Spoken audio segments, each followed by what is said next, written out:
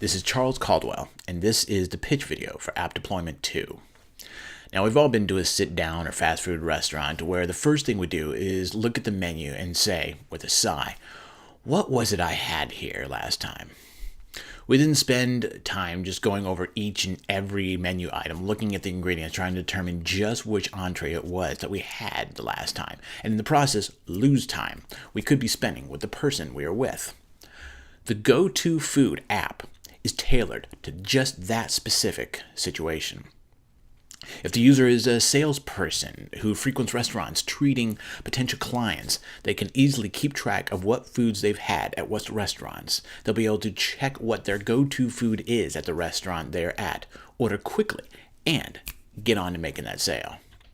Or if the user rarely visits restaurants and it has been so long that they can't remember what they had the last time they were there, but they loved it, they'll open the app and find a list of all the entrees they tried and determine which one it was that they had the last time they were there.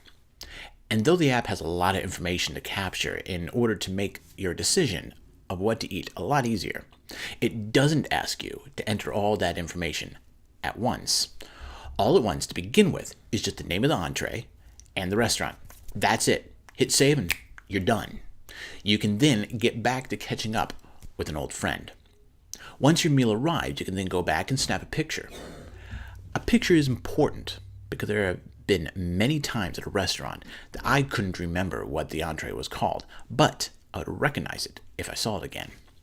Later, you can come back and add additional information like a rating or details like no tomatoes. There's no need for spending precious time during your meal filling out all that information.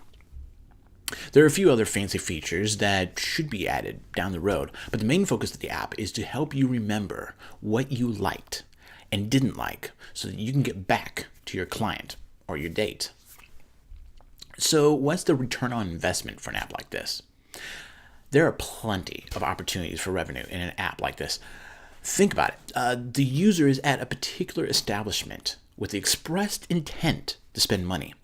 It would be a great opportunity for the restaurant to do a little advertising. Perhaps they would like to provide a small ad in the app promoting deals.